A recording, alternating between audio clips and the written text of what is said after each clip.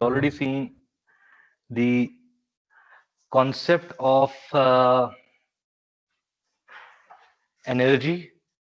We looked into different kinds of energies, and we said that energies are basically divided. Energies with regard to thermodynamics, they are divided into two broader domains.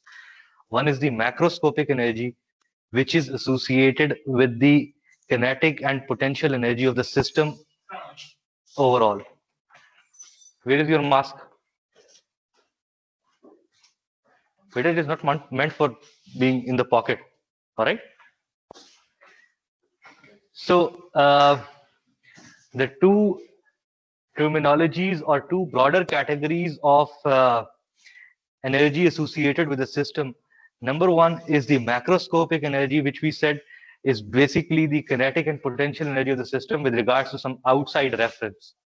And then there is the microscopic energy of the system, which is related to the molecular activity or molecular bonding between the constituents of the system. Clear? And we said that we regard the microscopic form of energy as internal energy of the system, which we further said is divided into two broader categories. That is the sensible energy, which is due to the kinetic energy of the molecules, whether it is the translational kinetic energy, rotational or vibrational kinetic energy of the molecules. This makes up the sensible part of energy, internal energy. Then there is the part of internal energy which is known as the latent energy, which is related to the phase change. And then we said there are two other energies. One is the chemical energy, which comes into play when there is a chemical reaction going on. All right. As long as there is no chemical reaction going on, that part of internal energy is not active. And the fourth term was the nuclear energy, which again is associated with the nuclear reaction. In case there is a nuclear reaction taking place or change is taking place within the nucleus of the material of an atom, then that part of internal energy comes into play. So four broad categories of internal energy: the sensible energy, the latent part, the chemical energy part, and the nuclear energy. The sensible energy part and the latent energy part. Yes, go back and review the slides. All right. Now, from here on, we'll try to understand the mechanical energy associated with the fluid. If a fluid is moving, what are the energies associated with that fluid itself? So we'll see the various form of the same energy that are associated with the flowing fluid.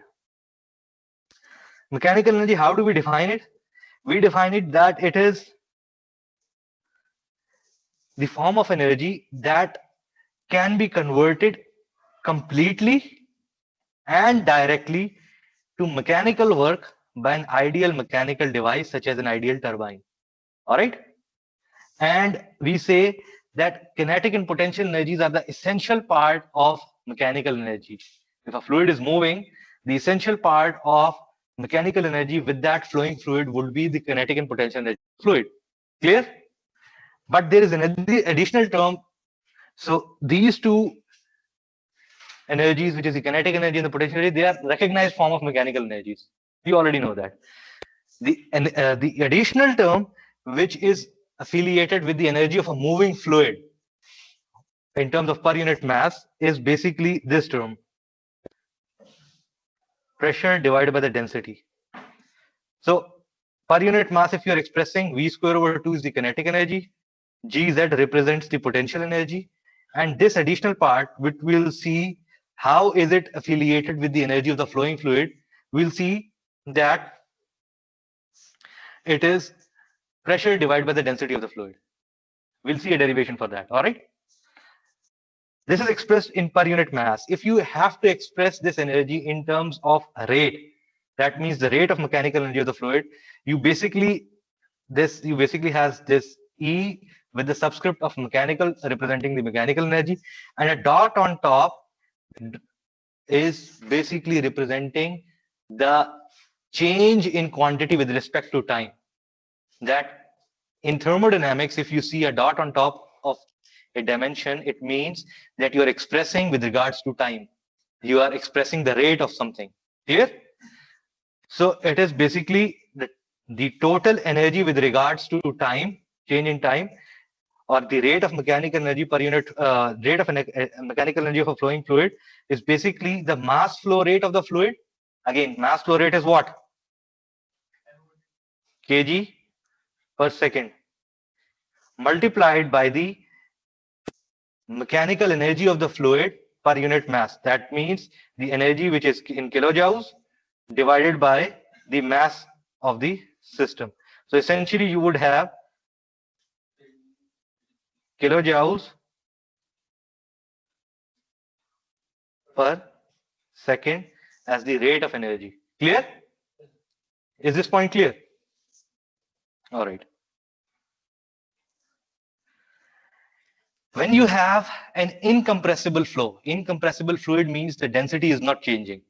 If the density is not changing, the mechanical energy change of a fluid can be expressed in terms of this per unit mass change in mechanical energy can be expressed in terms of change in pressure, change in velocity, and change in elevation, obviously with the corresponding constants. Clear? Is this point clear? All right. Moving on, we say that the rate of mechanical energy of a fluid during incompressible flow. Ji, sorry, you have a question? Sir ये जो अभी आपने elevation वगैरह का बताया था ये जरा रिपीट कर दें। नहीं, एलिवेशन का बताया था, क्या रिपीट कर दूं इसमें, क्या चीज रिपीट कर दूं? एलिवेशन इज बेसिकली, जी जी सर ये जो फ्लो पर यूनिट मास के नीचे जो ये सारी इक्वेशन बनी हुई है सर, इसमें ये स्पेसिफिक फैक्टर्स हैं तीन जो आपने हाईलाइट किए हैं, एक P2 वाला, एक V2 वाला और एक क्या कहते हैं जो G into Z2 minus Z1 है, ये हर एक मतलब किस चीज को रिप्रेजेंट कर रहा है ये पूछ रहा हूँ मैं। The first portion is asking what are these three components representing. This first portion, this one, is basically the energy of the flowing fluid. We'll see what is meant by the energy of the flowing fluid in the next slide. All right. So hold on for that. This change in velocity square is basically representing the kinetic energy, change in kinetic energy of the fluid. And this Z2 minus Z1 is basically representing the change in potential energy of the flowing fluid. Clear? Yes sir, thank you. Ji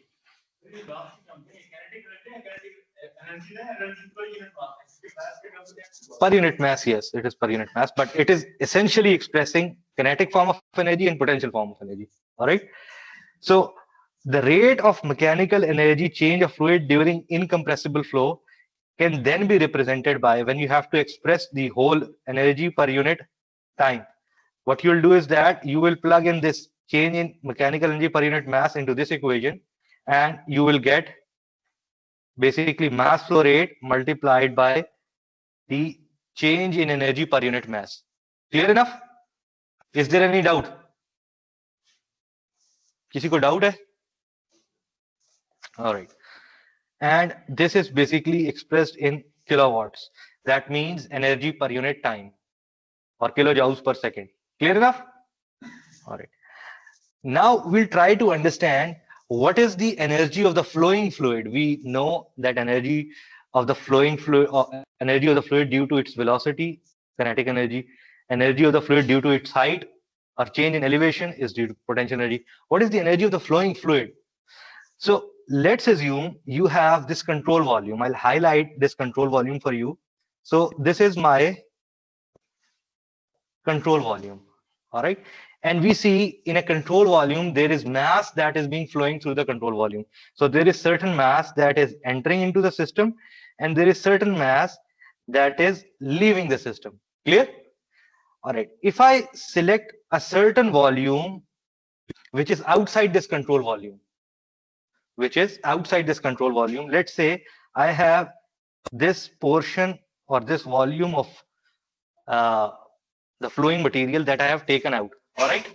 Now, this volume has to enter into the control volume. This is the case. If the fluid has to flow, this volume has to enter into the control volume.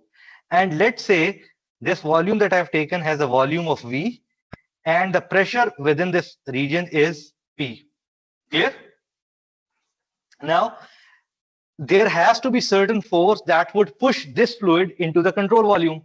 If the fluid has to flow through the control volume, we have to apply certain amount of force onto this control volume, on this selected volume, so that it gets into the control volume. Clear?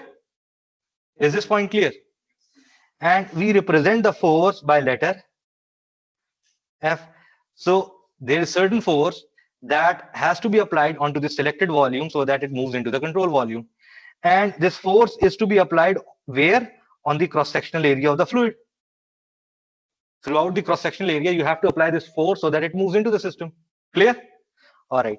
So what is this energy, or what is this force that needs to be applied into the system? Or so the force is essentially equivalent to the pressure which is resisting the flow multiplied by the cross-sectional area on which the pressure is acting. This is the cross-sectional area A over here. This highlighted region is basically the cross-sectional area. Clear? So this is the force that you have to apply so that this volume moves into the control volume. So far, is it clear? किसी को online इस यहां तक किसी को doubt है या किसी को कोई ambiguity? No, sir. No, All right. All right. So let's say that the length of this volume that I have chosen, this length is basically represented by the length L. All right. If all of this or all of this region that I have selected, it has to move into the system, what is the distance this selected volume would have to travel so that it enters completely into the control volume? Clear? So the energy required to do this is basically, energy is work done. The energy required to do this is basically force multiplied by the force is basically this portion, pressure into area, multiplied by the length. So this is the energy that has to be supplied to this much control volume so that it moves into the control volume. Clear? And where would this energy come from? It would come from the fluid which is behind it. So the fluid behind it would exert this much amount of energy so that the fluid in front of it moves into the control volume. Clear? Similarly, the fluid that is moving out, the fluid behind it would exert same amount of energy so that the fluid moves out of the control volume. Clear? This is the energy of the flowing fluid. If this energy is available, the fluid would move into the system and move out of the system. If this energy is not available, the fluid would not be able to move. Clear enough? Is this point clear? All right. So let's have a look that we have selected this force, or we have identified the force acting on the small light bluish color volume as pressure into area. And if this force is applied through this distance L, the work done in such a way would be PA into L, and A into L is nothing but the volume that you have selected. Clear? Pressure of the fluid itself, which is resisting the motion. जो उस control volume, जो छोटा volume आपने लिया है, उसके अंदर जो प्रेशर है, which is resisting the motion of the fluid. Clear? Now, once you have the work done identified, you say it is pressure times volume. If I have to express this work done in per unit mass, what do I have to do? Divide by the mass of the system. So for unit mass, it would be pressure multiplied by the specific volume, which is volume per unit mass, or pressure divided by the density of the fluid. Clear? So this is essentially the energy of the flowing fluid which keeps the fluid moving. Clear? It is this energy which is making the fluid enter into the control volume and then exiting the control volume. Clear enough? All right. Moving on, I have an example for you that you have a site where wind farm is observed, and the wind flowing or wind speed in that farm is basically 8.5 meters per second. You have to determine the wind energy per unit mass for a mass of 10 kg and for a flow rate of 1154 kg per second for air. So the information given to you is that there is a location where wind is flowing at an average speed of 8.5 meters per second. You have to calculate the energy associated with that wind. Now, there is no information given about the pressure change. As the wind is flowing, there is no pressure change.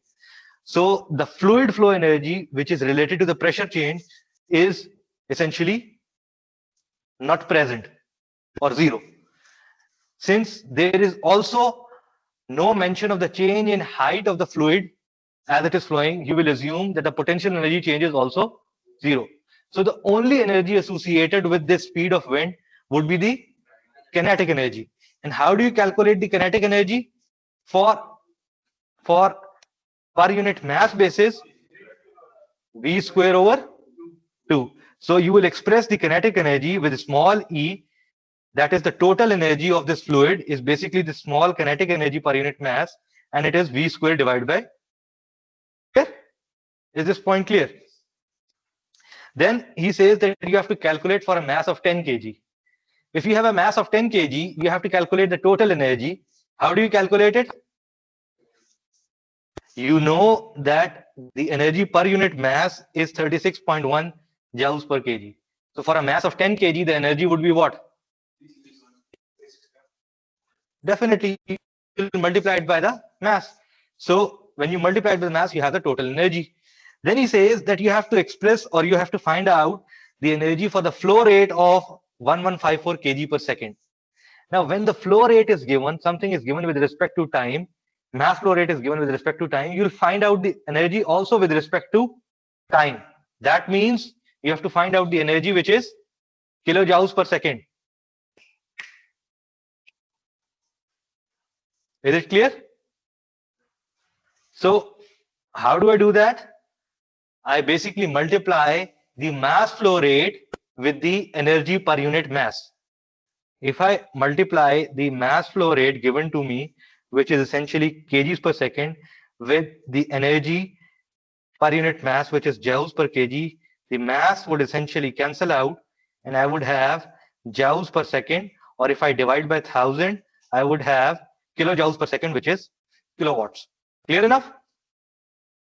All right. Moving on, energy transfer by heat. We have to understand how is heat defined in thermodynamics. It says that the form of energy transferred between the systems or between two systems by virtue of temperature difference. So whenever there is energy flowing due to temperature difference, it is due to heat. Clear? For instance, you have a system which is the can of soda. If it is at 25 degrees centigrade, there is no heat transfer taking place. If it is at 15 degrees centigrade, you have heat transfer taking place because there is a temperature difference between the room air and your system. Similarly, if the can is at 5 degrees centigrade, there would be more heat transfer taking place because again there is a temperature difference between the system and the surroundings. And it says that there are two sorts of interaction that takes place for a closed system. One is the interaction due to heat that is taking place. Again, it is taking place at the boundary, and the other is in form of work. These two energy transfer or energy transfer mechanisms takes place when you are dealing with the closed system. Clear? All right. Traditionally, all right, heat, how is it expressed? Heat transfer. Heat transfer is normally expressed in terms of letter Q. So when you have to express heat transfer per unit mass, you will have the small q representing the heat per unit mass or heat transfer per unit mass, which is the capital Q heat transfer divided by the total mass for which it is taking place. Clear? Or you may have amount of heat transfer given in the form of rate. So when it is given the amount of heat transfer given in the form of rate, you'll have a dot on top of it. That means energy per unit time. And if you have to calculate the total energy transferred, you will multiply it by the duration you are interested in. Clear? In case you don't have any, the heat transfer rate is not constant, how would you calculate the total heat transfer? If heat transfer rate is changing with regards to time, how would you calculate the heat transfer, total heat transfer? Integrated, sir. Yes, you will integrate it. So if the heat transfer rate is not constant, you have, it is changing with regards to time. So you have to integrate the heat transfer rate with regards to time from time 1 to time 2, whatever time you're interested in, provided you have a relationship between the heat transfer rate and the time. Clear? This is also simulated over here where you have a room in which heat is transferred the amount of heat transferred is 30 kilojoules, the mass of the system is 2 kg, and this heat is transferred in 5 seconds. So the heat transfer rate is basically 30 divided by 5, which is the amount of heat divided by the time in which it took place, which gives you 6 kilowatt. This is the heat transfer rate. And the heat transfer per unit mass represented by small q is basically the total heat divided by the total mass. Clear? All right. Now, remember that energy is recognized as heat transfer only as it occurs through the boundary of the system. If I have this potato, hot potato, it has 2 kg of thermal energy stored in it. As this energy is transferred from the system to the surroundings, at this point where it is transferring to the surroundings, it is recognized as heat transfer. Clear? Otherwise, if it is stored in the surroundings or if it is stored within the system, it is not recognized as heat transfer. Heat transfer only takes place at the boundary of the system. Whenever there is heat going out of the system at the boundary, you will refer to it as heat transfer. Or whenever it is traveling into the system at the boundary, you would refer to it as the heat transfer. Clear? Is this point clear? All right.